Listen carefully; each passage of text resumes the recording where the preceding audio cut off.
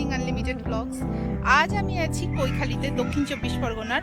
আর এখান থেকেই আমার সুন্দরবন জার্নি শুরু হলো। এখান থেকে লঞ্চে উঠবো।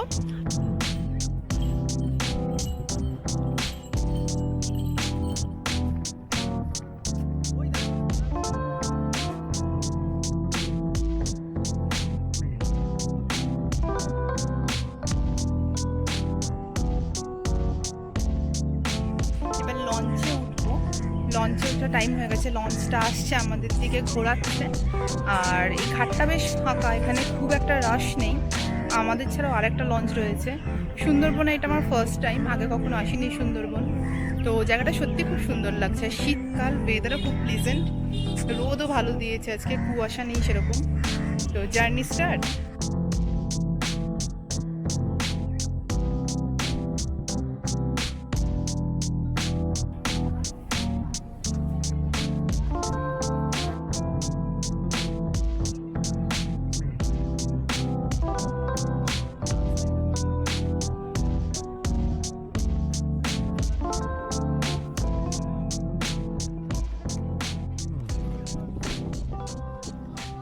তো নেমে গেছি ঝড়খালি ঘাটে। আর এখান থেকে 5-7 মিনিট হেঁটে যেতে হবে চিড়িয়াখানা। আর এখানে আমাদের 40 মিনিট স্টে টাইম দিয়েছে, এখনো 3-4 ঘন্টার রাস্তা জার্নি বাকি, মানে স্পট ঘোরার জন্য।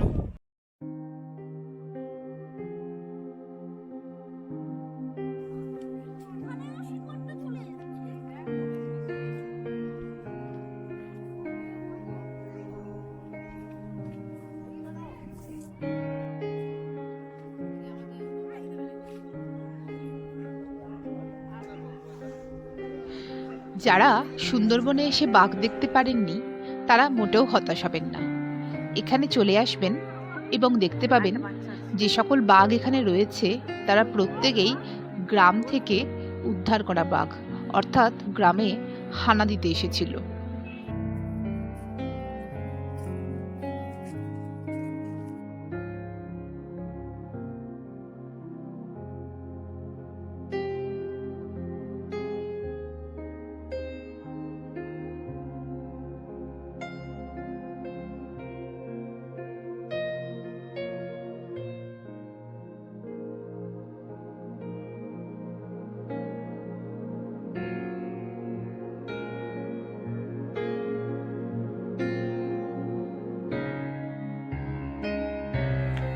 এছাড়াও আছে অনেকগুলি হরিণ ও বেশ কয়েকটা কুমির। এটা হলো লঞ্চের ভেতরে, মানে নিচে। এখানে এত সুন্দরভাবে অ্যাকোমোডেশন আছে থাকার জন্য, প্রায় 30-40 জনের।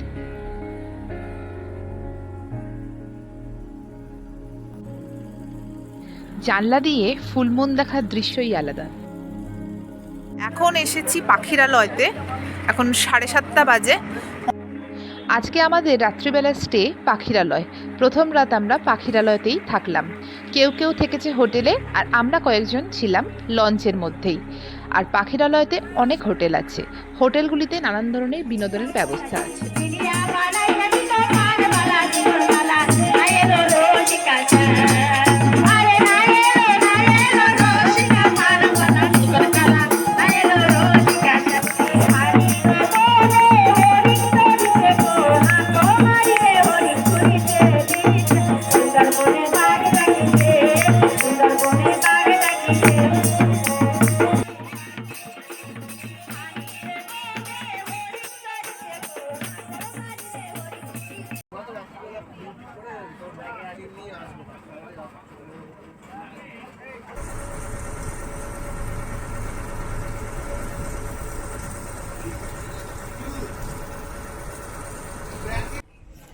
Good morning.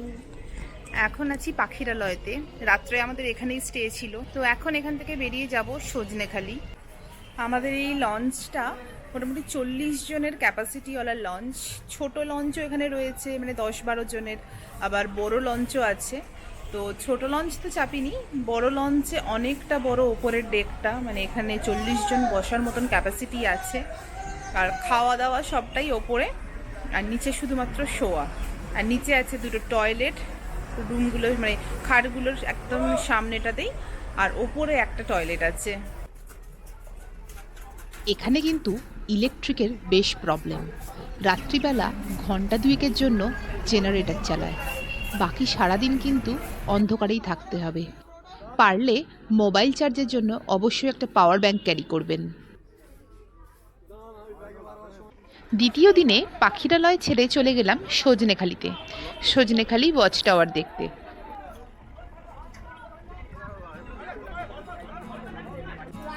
এখন এসছি সজনেখালিতে। তো এখানেও একটা চিড়িয়াখানার মতন আছে, একটা ওয়াচ টাওয়ার আছে, আরও কিছু কুমির টুমির বাগরোল সব কিছুই আছে, টর্টরাইজ আছে। তো এই যেটা হচ্ছে গোলপাতা গাছ আমার পেছনে যেটা রয়েছে। গোলপাতা নামটা শুনে গোল মনে হলেও পাতাটি দেখতে নারকেল গাছের মতন।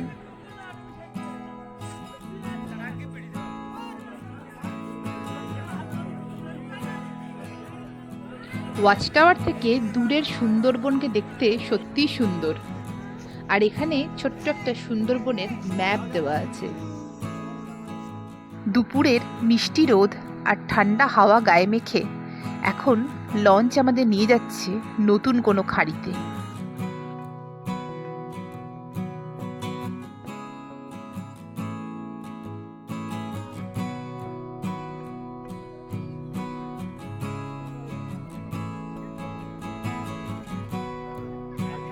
এখানকার প্রতিটা লঞ্চেই নৌকার সামনেটায় লাল শালু দিয়ে মুড়ে পুজো করা হয় মা গঙ্গার। তো এখানে পা দেওয়া একদম নিষেধ।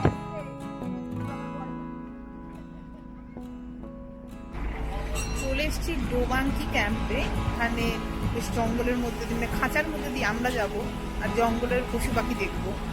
তো এটা বিদ্যাধরী নদীরই একটি শাখা।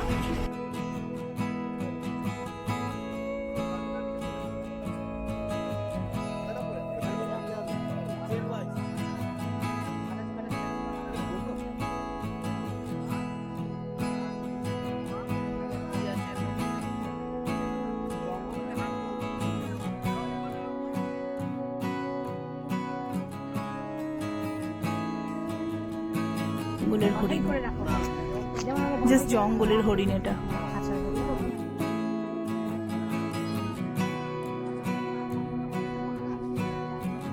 এখানে প্রচুর সুন্দরী, গড়ান এইসব গাছের চারা করা হয়েছে সুন্দরবনকে রক্ষা করার জন্য।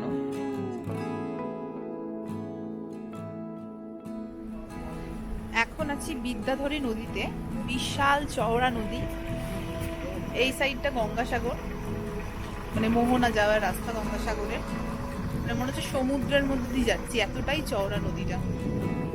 মানে এইদিকে একটা হালকা দ্বীপ আছে, এটা দেখা না গেলে মনে হচ্ছে সমুদ্রে রয়েছি, বঙ্গোপসাগরে রয়েছে। এরপর আমরা যাব হচ্ছে রাত্রিবেলা বনি ক্যাম্প। এখন রয়েছি বনি ক্যাম্পে, 6টা বাজে, একদম ঘুটঘুটে অন্ধকার চারদিক, একটু লাইটেরও অভাব আছে। আর এখানে আমরা এখন নাইট স্টে করছি। আমরা কালকে সকালবেলা এখানে ঘুরবো।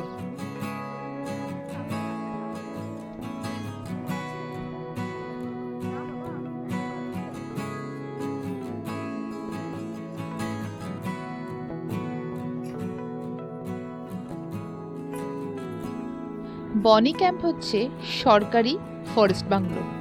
এখানে 4টি রুম আছে এবং ডরমেটরি সিস্টেমও আছে। চাইলে এখানে থাকতেই পারেন এক রাত। জায়গাটা প্রচণ্ডই বাঘ দেখার জন্য অনুকূল। আর চারদিকে এখানে ফেন্সিং দেওয়া আছে যাতে ভেতরে কোনো অসুবিধার মধ্যে পড়তে না হয় বন্য জন্তুদের থেকে। আর ওয়াচ টাওয়ার থেকে খুব সুন্দরভাবে দেখা যায় দূরের জঙ্গল। তার সঙ্গে আছে এখানে একটা মিষ্টি জলের পুকুর, যেখানে আপনি অহরহই দেখতে পাবেন বাঘ এবং হরিণের আনাগোনা।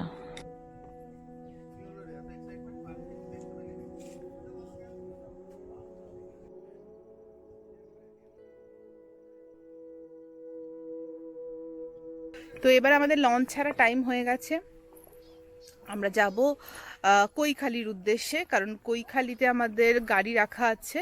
তো আমাদের ট্রিপ এখান থেকে লঞ্চে উঠে আমরা ব্রেকফাস্ট করে লাঞ্চ করে লঞ্চ আমাদের নামিয়ে দেবে কৈখালি। এখান থেকে সময় লাগবে ঘন্টা 5 মতন কৈখালি যেতে। তো চলুন লঞ্চে ফিরে যাওয়া যাক, খাওয়া দাওয়া করে যদি অন্য কোনো স্পট মাঝখানে দাঁড়াই তো দেখা হচ্ছে।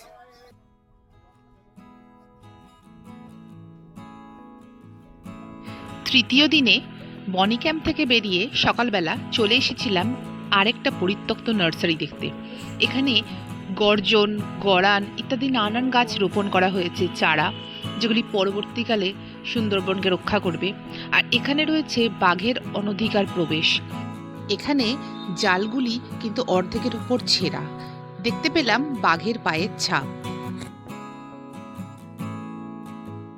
চললাম ছোট ছোট খাঁড়ি পেরিয়ে দুধারে সবুজ বনকে পাশে রেখে ছোট্ট একটা গ্রামে।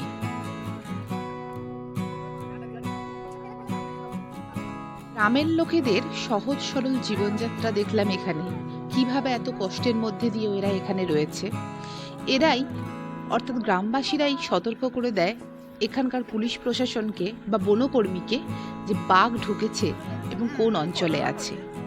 এটি হলো বাঘ ধরার খাঁচা, আর এগুলি হলো কাঠচোরেরা এই ডিঙি ছোট ছোট নৌকাগুলি করে খাড়ির মধ্যে দিয়ে গাছের কাঠগুলি কেটে কেটে নিয়ে পাচার করে। ফেরার পথে একটি আস্ত কুমিরকে দেখলাম জলের মধ্যে শুরুত করে চলে গেল চান করতে। আজকের মতন এখানেই বিদায় নিলাম। পরের পর্বে নতুন কোনো ভিডিও নিয়ে হাজির হচ্ছি। সঙ্গে থাকবেন আর দেখতে থাকবেন সিং আনলিমিটেড।